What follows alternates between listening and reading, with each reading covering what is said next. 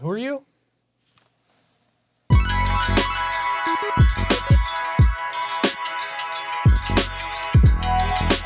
Welcome, everyone, to another half-assed beer review. My name is Josh, and tonight we got a new beer called... What? You think everywhere you go that has a camera, it's half-assed beer review time? It seems like the best time for it to be half-assed beer review. What do you got for me? This is Midnight Toffee Stout, a collaboration from Angry Chair and Untitled Art. I don't think I've had anything from Angry Chair, but this Untitled Art brews like really good beer, especially stouts. So when it's a collaboration, who's doing the brewing? I think the way it usually works is one brewery will travel to the other one, and then they'll brew it all there, probably can it all there as well. And it happens every once in a while. Michigan breweries do it too, but... So the artwork on this, it says it's done by Stephanie Heyman. I read it as Hyman. And I was about to really interrupt you and be like, what have you brought me? But we're all right. We're okay. There was one artwork, I think, from a review I did last night, and it was the guy who did the artwork was from DTFtattoos.com. And I was like, oh, interesting name, buddy. Was it a good art? Was the can art cool? It was cool. It was like, it was called like Hangar 18, and it was all like, alien-esque. That's cool. Yeah, so it was, all right. So why have you chosen this beer? What stood out about this? Have you had this beer? No, I picked it because I wanted to try it. Okay. Yeah. So I have very limited exposure to stouts. I think I had a sip of Left Hand Milk Stout. Oh, yeah. Nitro. Yep. Oh, yeah. I hated it. Oh, really? Okay. But this was like 10 years ago. Yeah. So okay. My palate may have changed since then. But I'm interested in this, and I want to try to get into stouts because on the internet, people bully you if you're not into stouts. They're like, you know what, you're not a real beer drinker unless you drink stouts and porters. Yeah, they bully you for no matter what you don't like to That's drink true. when it comes to beer. Do you like stouts? I do. Okay. I do. I don't drink, I'm probably pretty trendy with it. Like when it gets colder out is when you drink stouts and porters. I didn't even know that. And that's usually when I start doing it. But that's when the good ones usually roll around. Okay. And I've also been told that they're supposed to be, don't you normally drink these when they're a little bit warmer? Yes, and I made the mistake of not Do we need to just sit here for 20 minutes and stare at it? I think we can do that, yeah. All right, let's just do it. Yeah, that's fine. So now on your show, you pour it, look at it, drink it, or sniff it. Smell it. Smell it. Yep. Every now and again your beer gets most on your of the time nose. it gets in my nose, yeah. Okay. That's not apple. Oh, I got my nose right in. Now, I use a glass, and you're supposed to use a glass because there's a lot of carbonation in beer. Mm-hmm. And you don't want that carbonation... In the flavor? In your body. Because that's where, like, burps and farts and things like that come from. Those are fun. Right, they are. But, I mean, when you want to pour it, you can pour it down the side, or you can pour it with some vigor. And, do you feel like you need to review it like your normal show? it's almost like a natural like reaction to it is to pick it up and look at it. Okay. But the idea is to pour it kind of hard and get some of that. Some of a head? Yeah. I didn't get that at all. Well, that's all right. That's fine. Don't worry about it. Also on your show, you always do a little bink, big ding. Yep. What's the thought process behind doing it that way? Well, I don't think it's like a set way as beer drinkers, but I just found that when I'm trying beer, you take a little drink and it might taste different than like a bigger drink of it. Because there's certain beers that are better to just kind of sip on rather than like there's like sipper beers and stuff like that. You're not going to shotgun a Midnight Toffee Stout? I would if you wanted me to. We have another can here. We can try it. Okay. All right, Len. Let's try it.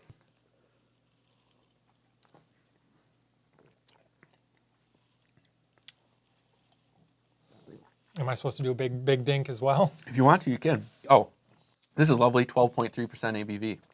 What? Yeah, there is a little bit. And I'm a lightweight. I get drunk very easily. There's some episodes of our show where, like, as the editing goes on, I'm like, ooh, I got to cut some of this shit. Last year, Rochester Mills comes out with a 12-pack of 12 beers of Christmas or 12 milkshake stouts at Christmas. And I had this awesome idea where I was going to do like a bracket tournament all in one night of all 12 of these beers. I thought you were going to do it by like the whole season. You do a couple of them through the like month of December, and then like by like January 1st, you're all bloated and like it's like Super Size Me, that documentary. You're just like a fucking mess by the end of it. That'd be kind of funny. So yeah, but you would have died if you did a bracket. I was about halfway day. through it, and I was like, I hit play, and I went to say something. I was like, "Oh, I can't do this anymore." Like as an intro, I go, "You know what time it is." Like, was my exact. We do know what time it is, Josh. It's time for you to go to bed. Yeah. What are you doing, dude?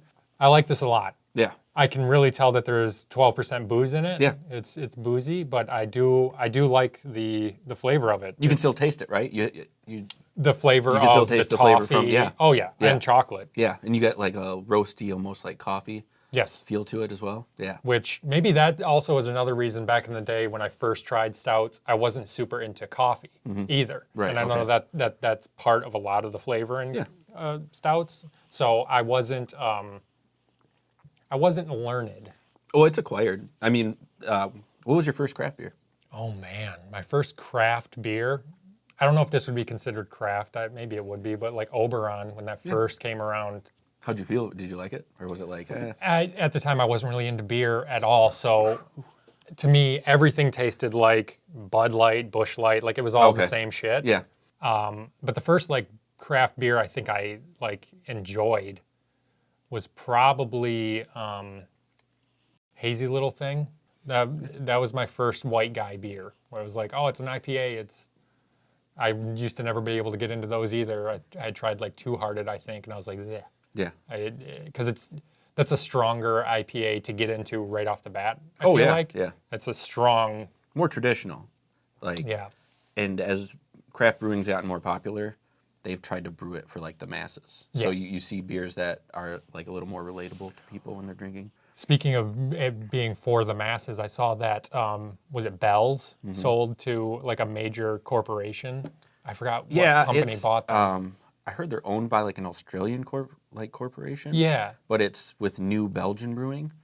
So the same company owns New Belgium. Right. So they're out of Colorado and they do like, I don't know if you've seen this, like the Voodoo Ranger IPAs and stuff like that. Like, cool story about them is they had like 3 different kind of IPAs probably 10 years ago. I mean, they were good, but it was just like, there's like a Pharrell hat on a can and it was called Ranger IPA or something. Yeah. And then they revamped the artwork on the can and it's just like blown up.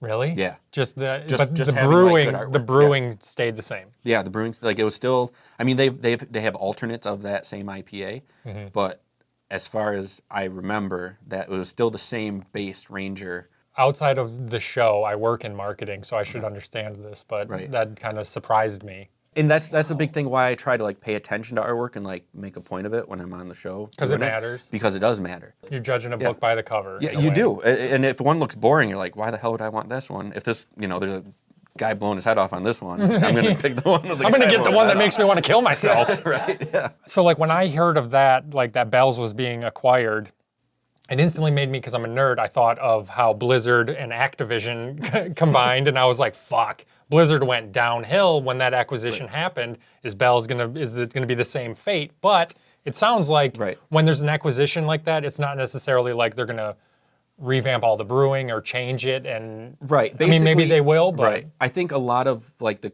craft beers, when you hear this, it's basically a big company giving them an investment for more distribution and just better facilities and stuff, even though Bell's doesn't really need it. But it's just them giving a chunk of change for more money kind of on the back end. You know Rolling Rock?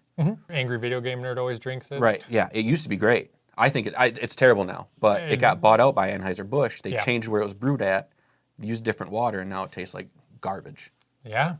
So that it is a fear that would happen. That like Sam Adams, when that was acquired by whoever, Do you know if there was any sort of like, oh, this is shit now? Or I don't think so, because I still enjoy, I think Sam Adams is still pretty solid. They get shit on a lot by the beer community just because of how big they are. Because they were like the first micro brew that like blew up. Yeah. And had like a good market share of how much people were buying it. Right. That guy I think he got inherited money and he had the brewery and it was either spend the money on more facilities or put it into marketing. And he put almost all of it into marketing. And that's how they blew up. I guess it makes sense. If you already know your beer is to your own standards, you're making beer how you want to make it, helping others understand this is worthwhile, this is good. Yeah. That's a hard thing to do. We talk about it a lot just about this show. I don't want to shove it down people's throats. It's a weird thing where it's like, all right, we're making something we're happy with. but we don't want to be like, you should be watching us. You should be paying it, like and subscribe. You deserve, I know you do that and I'm not judging. No, but no, it's all right. I have a hard time doing that. But I recently kind of changed it up to like shouting people out and asking people to like leave comments. That's and I another really thing, enjoy that interaction from them. Like that's what I'd really like to see is like, I just want to see more people being like, hey, try this and try that and do this. Like, people get more invested in something if they have a way to like interact with it, which makes sense why like Twitch blew up, because you're interacting directly with the creator that you like. That's a game, that social media game is exhausting. It's annoying. Like I'll look at the app icon on And my just- phone and just just be throw like, your I don't phone. even want to do this right now. It's a deterrent in certain ways, because I'd rather just focus on making the best thing we can make here. Right. Because that's all that I enjoy doing. Yeah. This is the fun part, and the editing is fun. But like the promoting and like shoving this shit down people's throats, I don't like. Yeah. I just want people that are genuinely interested in drinking beer to watch it. And that's the thing with your show, is you are going to reach a different audience, obviously, than we would, because you're talking about specific things that are already popular. Right. We're talking about shit that sometimes an episode might be about something that is popular and in the zeitgeist, but... Hashtag Free Britney. Yeah, we talked about Britney, and that it's funny, that episode, we filmed it months ago, and the episode came out the day her conservatorship ended. And then we had an episode about Blizzard Entertainment. We filmed it months before, and then it came out the day that they were a lawsuit was announced against them. And it's like, but we need to get up to 100 subscribers so we can have a custom URL. Then isn't that That's the rule? nice. Yeah, that's always nice.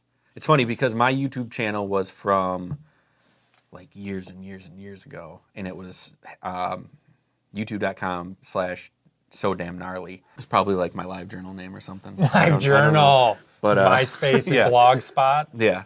So I mean, I had it as that, and people were like, "What's so damn gnarly?" And I was like, you know, it's like man. I'd rather it have to be a bunch of random numbers. That makes me think of back in the day, I had my first ever email address was on AOL, and it was Bam for Prez 77. Nice. And it was Bam Margera for president, and it was PREZ. And like, I think that email address still exists. My girlfriend is leaving me as we speak. That's punk rock. And like that email, I had to I have applied to jobs with that as my email, and I was like, dude, I'm not getting that job. All right, so anyway, this beer, Yes. I after sipping it, this is the type of beer though for me, it would take me an hour and a half. Like this would be a sipping beer for me. Like I would not be able to drink this quickly at all. And this one should be. It's, Okay. You said you should wait till it's cold or warm, but you can pour it when it's cold and try it. And you might like it, and then the flavor changes as it goes. So, I mean, a lot of these beers are intended just for that. It's a lot of a flavor. It is. It's a lot. Yeah, right. Like, this isn't something you're going to drink, like, the whole 4-pack. Like, Well, this has been Josh for Half-Ass Beer Review.